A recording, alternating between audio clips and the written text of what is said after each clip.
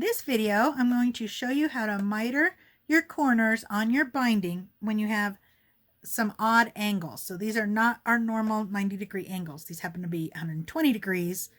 And I'm going to show you how to sew your binding on so you can get a nice miter on those points. All right, so on this table runner, I'm going to sew my binding by machine onto the front side.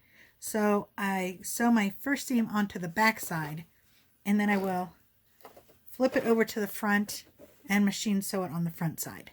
If I was going to hand tack it, I would sew it on the front, flip it to the back, and hand tack it on the back. So back to this weird angle here. So I'm going to sew it on here. In this case, I'm using a 1/4 inch seam allowance, and I had cut my binding at 2 1/4. So it will vary on your seam allowance based on what your desired result is for that particular project. So I sewed it down here. I'm going to stop sewing at whatever my seam allowance is away from this raw edge. In this case, again, I'm using a 1/4 inch seam allowance, so I want to stop sewing a 1/4 inch away from this raw edge. So I get my little ruler out. I line up my 1/4 inch line with my raw edge, and I use some kind of fabric marker, and I'm going to draw my line right here. That's going to be where I stop sewing. Notice that it is parallel with that raw edge. So I'm sewing down here. I stop right at that point, and then I'm going to turn right into that corner. See that point right there? I pivot here and I sew right to that corner, and I do a couple little back stitches there to secure the seam. So let me zoom in on that so you can see what it really looks like. There. So you can see I sewed right here, I pivoted right here, came down this way, and did a couple little back stitches right there.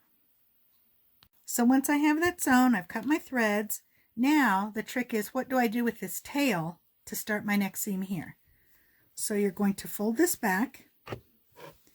You want this to be a nice straight line so that your raw edge here of your binding lines up with the raw edge here of your project. Nice straight line, fold it back, and then I'm going to fold it back this way.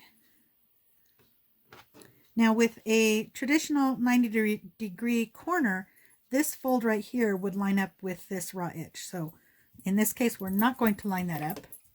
We want these raw edges to be even here. We want this fold that's right here to be right where our point is right there. So let me zoom in on that. So can you see that right there where I folded this back?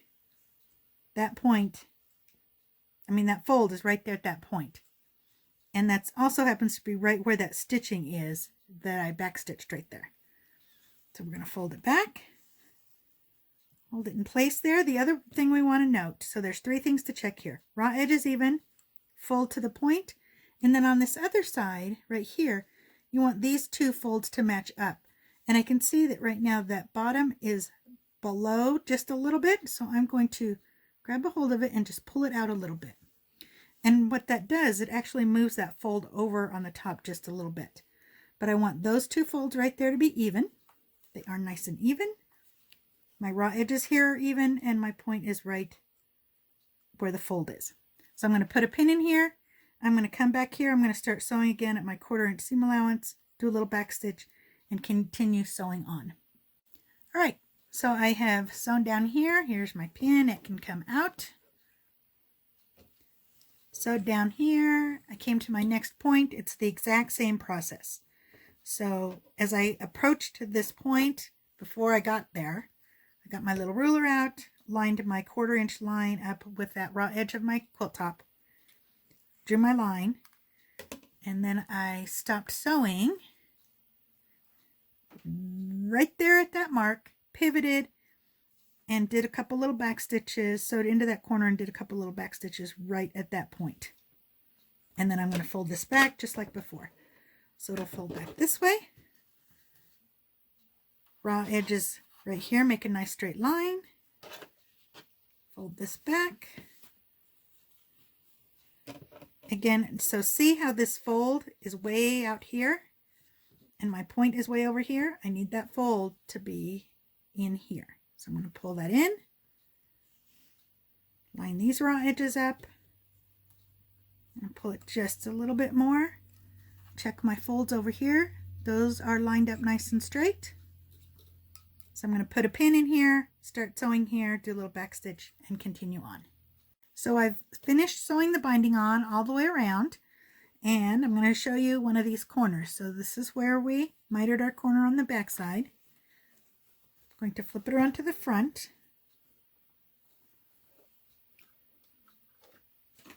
And I'm going to use a couple clips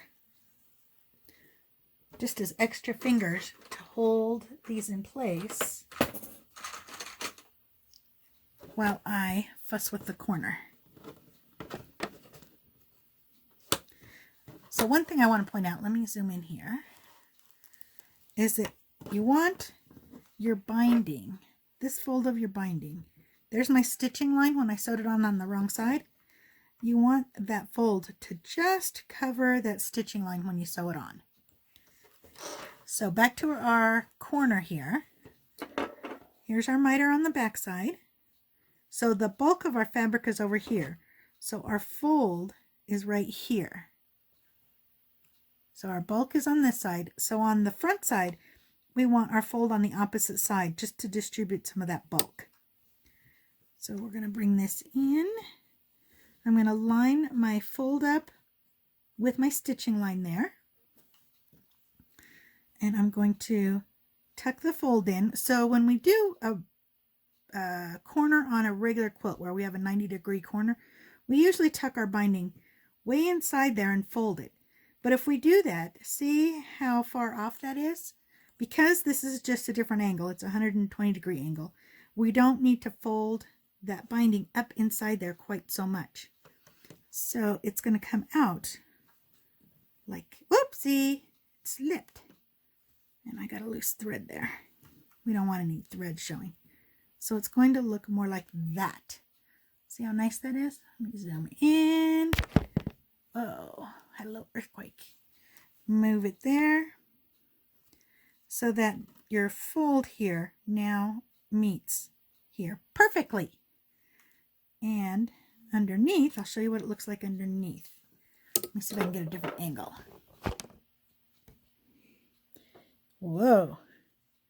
All right, see there? See how that fold just barely folds under there?